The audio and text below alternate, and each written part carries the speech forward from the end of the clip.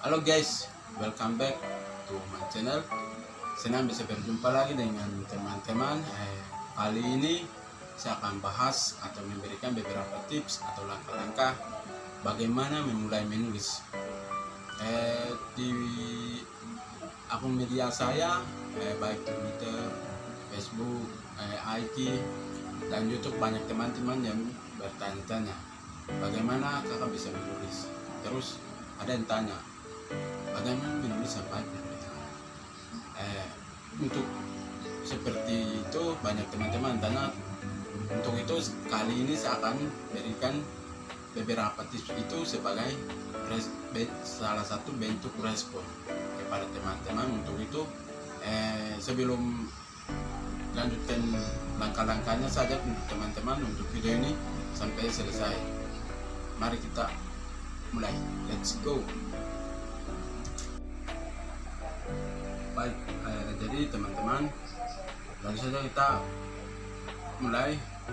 Menulis adalah kegiatan atau aktivitas menuangkan ide atau gagasan yang dimiliki setiap orang, yaitu dari bahasa tulisan ke dalam bahasa lisan ke bahasa tulis atau bahasa tulisan. Untuk itu menulis bisa bersumber dari sumber apa saja. Contohnya bisa bersumber dari perasaan yang kita merasa, terus pengamatan di lingkungan kita berada, selain itu soal emosional, selain itu dari kehidupan lingkungan kita berada. Itu sumber-sumber yang kita bisa dapat bagaimana kita mau menuangkan ide dalam bentuk tulisan. Kita dapat memahami bahwa menulis itu adalah sebuah aktivitas yang tidak dilarang oleh orang lain. Selain itu, menulis itu adalah sebuah aktivitas gratis, jadi tidak dipungut biaya oleh orang lain atau dari pihak lain, sehingga hal ini sangat mudah untuk kita lakukan. Mengapa? Karena banyak penulis di dunia, bahkan di Indonesia, menyatakan bahwa menulis itu tidak ada yang sulit. Siapa saja bisa dilakukan, tapi menulis yang baik dan benar itu bagaimana. Untuk itu dan di sisi lain atau orang lain menyatakan bahwa menulis dan tulisan kita itu bisa menembus ruang dan waktu. Artinya bahwa tulisan kita bisa dibaca oleh orang lain di waktu dan di tempat yang lain atau di lain waktu, sehingga menulis itu disebut sebuah keabadian. Pramudia Anantatur, penulis terkenal atau ternama Indonesia, dia pernah menyatakan seperti itu. Menulis adalah sebuah keabadian. Mungkin itu adalah sebuah refleksi atau pengertian daripada bagaimana kita mau menulis yang baik dan benar. Oke, untuk itu kita lanjut saja. Kita punya langkah-langkah sebagai bagaimana kita menulis ke dunia menulis. Untuk itu pertama yang kita perlu lakukan adalah membaca yang banyak. Membaca yang banyak ini perlu kita lakukan. Mengapa? Karena orang bisa menuangkan pikiran, ide, atau gagasan dalam bentuk tulisan itu tidak mudah. Tidak semudah kita membalikkan telapak tangan. Kita tidak semudah sebatas kita melangkah, tapi harus dimulai dari modal membaca yang banyak. Terus harus punya bahan referensi atau buku, supaya itu sebagai alat untuk melengkapi kita bagaimana memulai menulis yang baik dan benar. Tapi buku banyak tapi tidak pernah membaca, itu juga sama saja. Tapi miliki buku dan terjun membaca, karena perbanyak membaca dia akan menambah wawasan di kita punya otak. Dari situ kita mudah untuk mengungkapkan kita punya perasaan dalam bentuk tulisan. Itu untuk yang pertama. Terus yang kedua adalah memulai menulis dari kisah pribadi. Di dunia ini setiap orang memiliki dan tidak terlepas dari pengalaman dan kisah pribadi. Ini salah satu langkah yang terbaik untuk bagaimana kita coba terjun ke dunia menulis, yaitu kisah pribadi. Kisah pribadi itu bisa bersumber dua, yaitu kisah pribadi orang lain dan kisah pribadi kita. Itu sangat bagus untuk kita coba menulis, dan ini langkah yang kedua untuk kita coba. Yang berikut yaitu ikuti pelatihan menulis atau seminar soal literasi. Mengapa? Karena orang bisa menulis itu harus butuh pengalaman, pengetahuan dari orang lain, orang yang di atas level kita.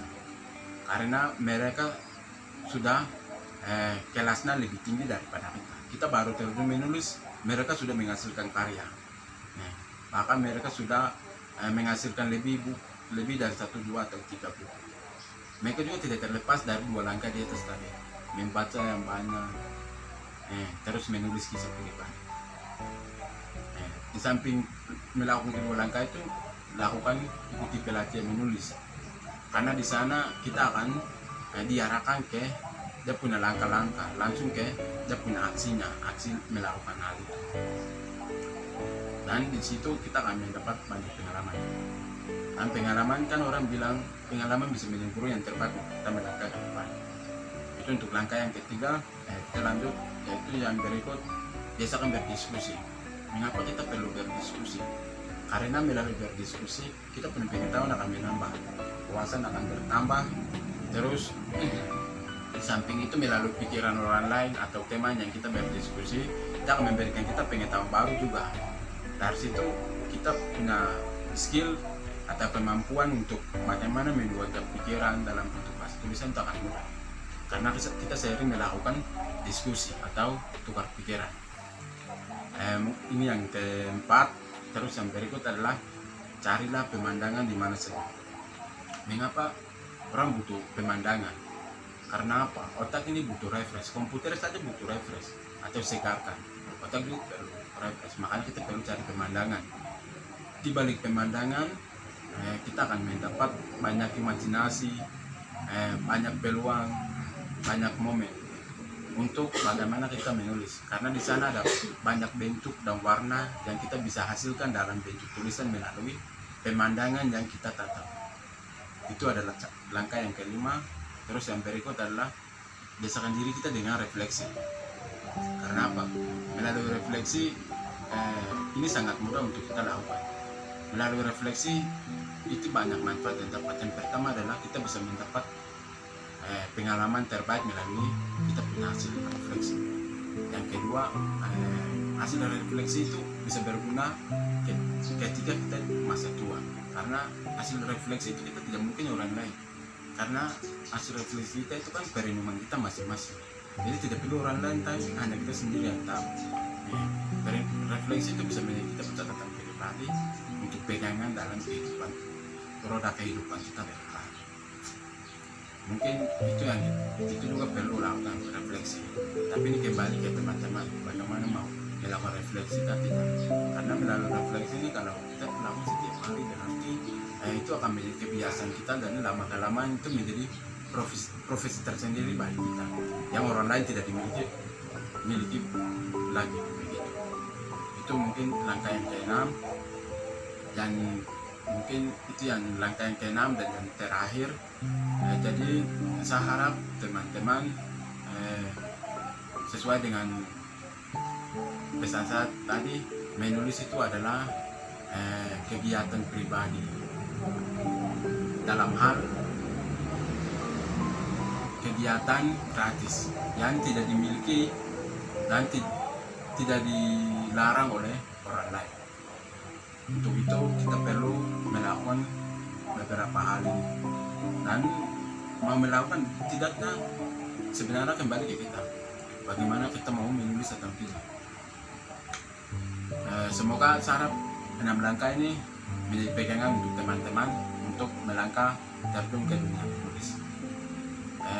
Dan terakhir saya hanya mau tambahkan, beberapa penulis dunia menyatakan bahwa menulis itu sebuah keabadian. Salah satunya yang dikatakan oleh Pramodyanan atau penulis terkenal di Indonesia dan dunia.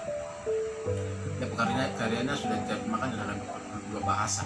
Ini luar biasa yang kita perlu contohi, dan semoga itu menjadi inspirasi bagi kita.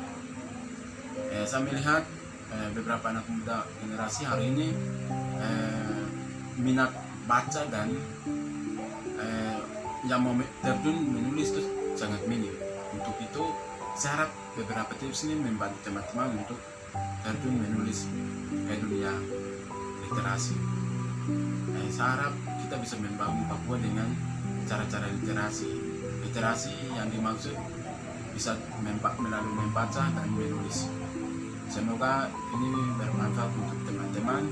Jika ada yang mau bertanya atau komentar atau mau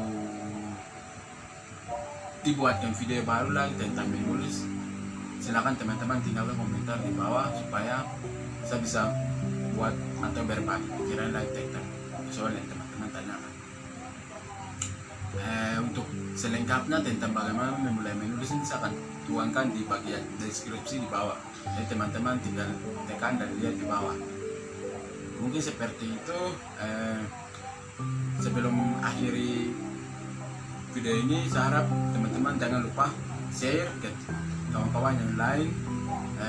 Terus jangan lupa untuk tekan tombol subscribe dan tekan loncengnya supaya teman-teman bisa dapat notifikasi atau pemberitahuan yang saya akan upload melalui YouTube ini. Terima kasih teman-teman, sampai jumpa lagi, bye, thank you.